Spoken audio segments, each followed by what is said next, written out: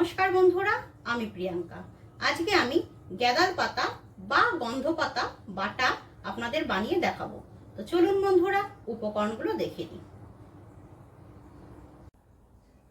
গ্যাদাল পাতা বা গন্ধ পাতা, চিংড়ি মাছ, কাশ্মীরি লাল লঙ্কার গুঁড়ো, হলুদ, রসুন, নুন, কালো জিরে, কাঁচা লঙ্কা আর সর্ষের তেল।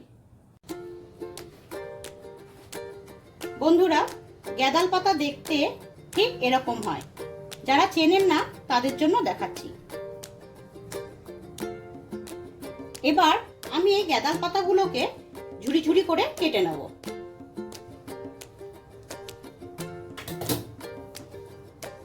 অনেকটা গ্যাদাল পাতা একসাথে নিয়ে এবার ঝুড়ি ঝুড়ি করে কেটে নেব।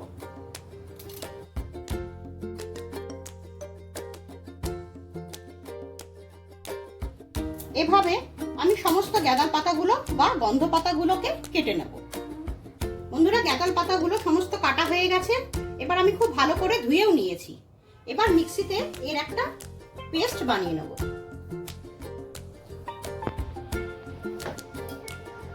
মিক্সিতে গ্যাদাল পাতা আর কাঁচা লঙ্কা দিয়ে এর একটা পেস্ট বানিয়ে নেব।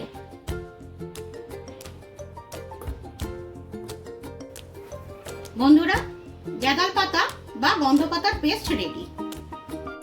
এবার আমি রসুনগুলোকে হালকা থেতো করে নেব।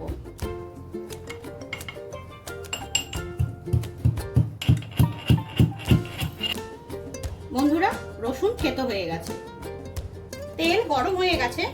এখন আমি ফোড়নে কালো জিরে আর একটা শুকনো লঙ্কা দিয়ে দেবো।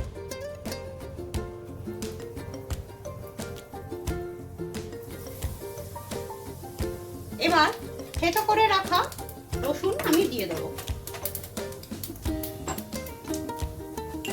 যেহেতু চিংড়ি মাছ আমি আগে থেকেই ভেজে রেখেছি,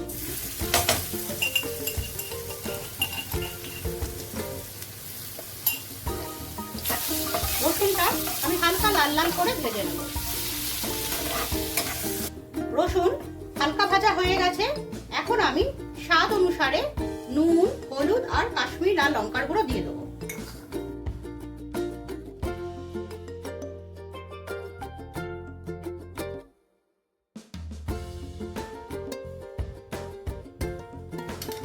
খুব ভালো করে মিশিয়ে নেব।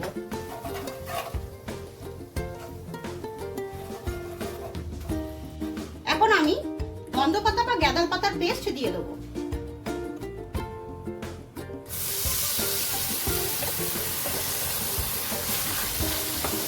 এবার খুব ভালো করে মিশিয়ে নেব।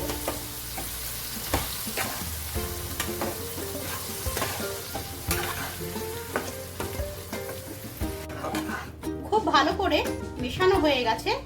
এভাবে আমি গ্যাসের ফ্লেমটাকে মিডিয়ামে রেখে 10 মিনিট খুব ভালো করে নাড়ব। 10 মিনিট হয়ে গেছে। বাটা থেকে অনেকটাই জল শুকিয়ে গেছে। এই অবস্থায় আমি আগে থেকে ভেজে রাখা চিংড়ি মাছগুলো দিয়ে দেবো। এবার খুব ভালো করে মিশিয়ে নেব। এভাবেই আমি আরো 10 মিনিট খুব ভালোভাবে নাড়ব।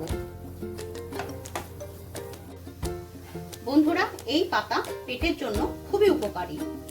এরকম পাতা বাটা যদি দুপুরে খাবার প্লেটে থাকে তাহলে ভাতের পরিমাণটা একটু বেশি লেগে যাবে, কারণ এই পাতা বাটা খুবই টেস্টি হয়। বন্ধুরা, এই পাতা বাটা রেডি।